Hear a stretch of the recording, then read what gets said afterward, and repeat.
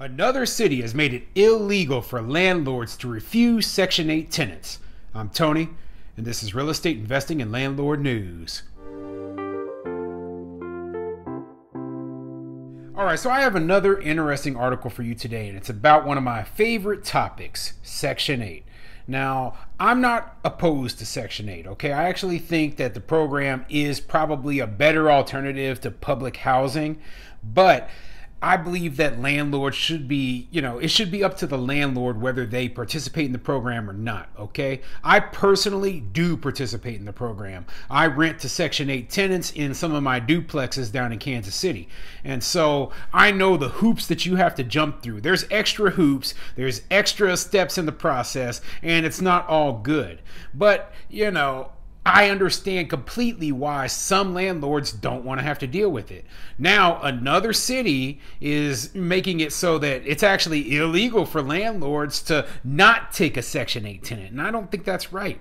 Okay, now this story's coming out of Tucson, and I might not have mentioned this before, but I used to live in Tucson, Arizona. I lived there for 4 years, and I owned one of my very first rental properties was a fourplex that I owned in Tucson. I house hacked it, which means I lived in one of the units and I rented the other 3. So this is actually happening in the city of Tucson where I used to invest, and it could have affected me, but it wouldn't have been a problem since I already am pretty okay with Section 8, but I understand that other landlords are not. So before I get into the article, go ahead, hit the like and subscribe button, maybe leave a comment down below, and let me know, do you accept Section 8 tenants? What do you really think of the Section 8 program? Do you think it's a better alternative to the public housing projects, or do you think that it's just another bit of government waste and bureaucracy? I mean, there's arguments for both sides, and I completely understand, okay?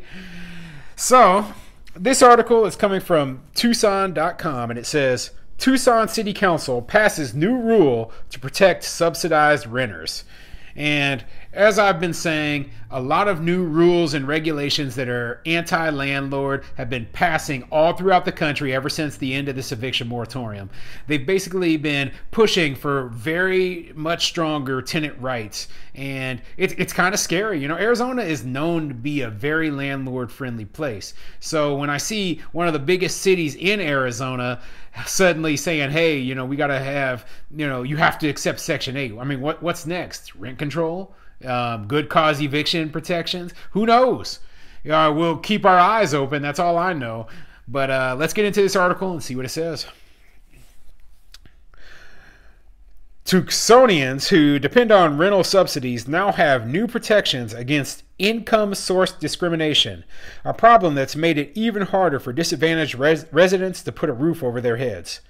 Landlords in Tucson have previously been allowed to reject tenants based on the way they pay rent, which can include using housing assistance vouchers or subsidies through the Veterans Affairs Supportive Housing Program.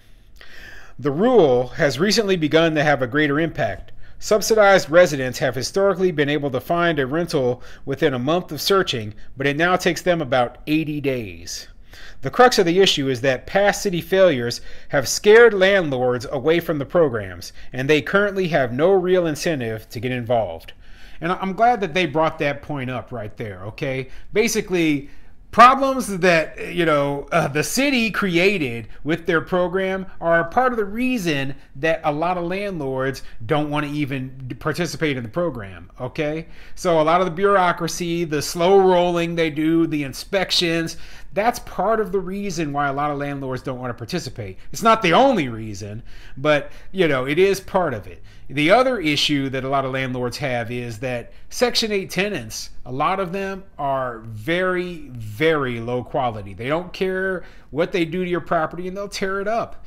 And they might have to pay just a small portion of the rent, but a lot of them don't even pay that part, And right now, the housing market in Arizona is unbelievable, okay? And this is in Tucson and Phoenix areas. So a lot of landlords are able to get pretty good high quality tenants even in these lower income properties. So if you had two tenants side by side, right, for your property and for your unit, and you're like, hey, okay, this one over here, this one has a full-time job where they've worked at for the last couple of years, and this one over here is on Section 8.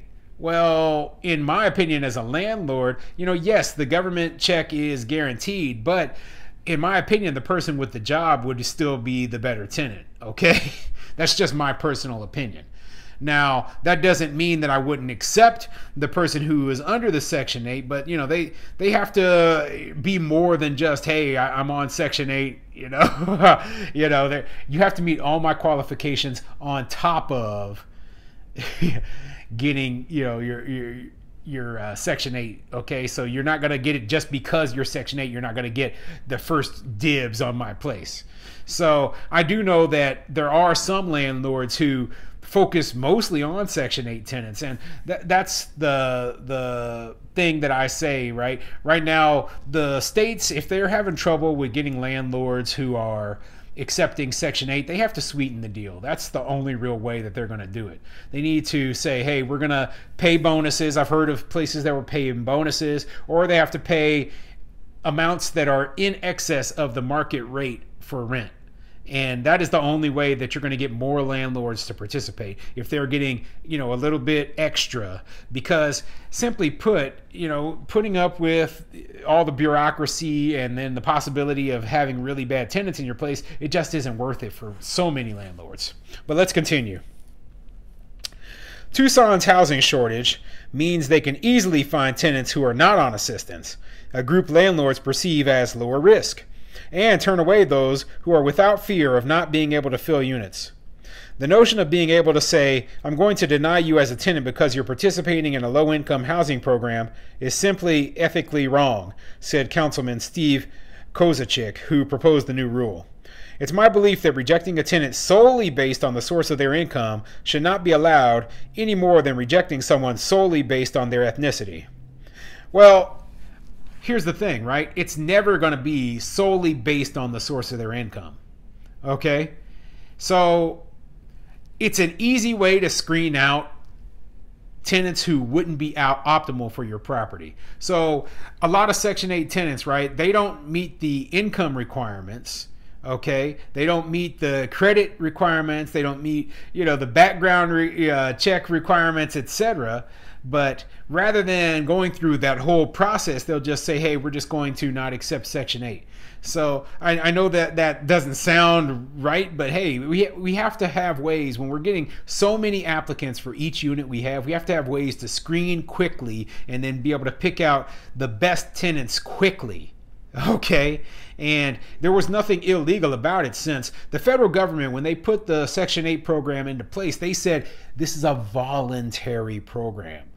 Okay, so there is no issues with landlords before saying, hey, I don't want to participate in this program, so I'm not going to accept any applicants who are receiving these subsidies. And now they're saying, well, you can't do that. And I hate the whole bait and switch thing. So the way they put the law in place up at the federal level, or they put these these subsidized housing vouchers in place, was that landlords didn't have to accept it. Then the local government comes in and says, yo, yes, you do have to accept it. But so you know what landlords are going to do, and this is exactly what I would do. I'd be like, okay, well, if I didn't want to accept a Section 8 tenant, I would find some other reason not to accept them. And it's not hard. It really isn't. Especially when you have so many tenants now who are going to be super qualified, and they're all going to be fighting for the same housing. And I'm glad that at least in this article, they mentioned the other side. They mentioned the fact that, hey, there are a ton of extremely highly qualified tenants out there that these Section 8 tenants have to compete with. They also mentioned that landlords do perceive these tenants as being higher risk. And they're absolutely correct about that. So this article isn't as biased as a lot of the articles that I read. But let's keep going. Council members unanimously passed a rule Tuesday that will bar landlords from rejecting renters because they rely on housing assistance, a rule that's already been adopted by over 100 other cities and counties nationwide. But Kozachick said the city will need to keep its act together so landlords are not left to bear the brunt of program shortcomings, a serious fear that has driven landlords away in the past. The Ward 6 councilman described Tucson's Housing and Community Development Department, the office that administers the assistance program, as being off the rails in previous years. See, and this councilman brings up a good point. If this department of the city was just doing a horrible job in the past, well, they have to stay on them. You know, they have to make sure if they're going to pass this kind of law, they have to stay on them, because otherwise landlords are still not going to want to participate. Now, I wonder what kind of penalties or that landlords would face if they decide they're not going to accept Section 8 and then they get caught. I wonder if there's any penalties. Let me look in this article a little further and see if it says anything. It says it doesn't look like it makes any sort of mention of penalties or fines that a landlord would face. So I'm not saying that they don't exist, but maybe they haven't decided on that just yet. But this is the sort of thing, like they said, over 100 other cities and counties throughout the country have already put this sort of thing into place, and it doesn't surprise me that it's happening in Arizona. A ton of people from California have moved into Arizona because of the lower cost of living and the high quality of life and the more personal freedoms there, and they're bringing a lot of their politics with them. And what that means is that a place like Arizona, which traditionally was more conservative, more landlord friendly, is slowly transforming to become more like its new residents, from California, and becoming more tenant friendly. Okay, so watch out for this sort of stuff, and this can happen anywhere throughout the country.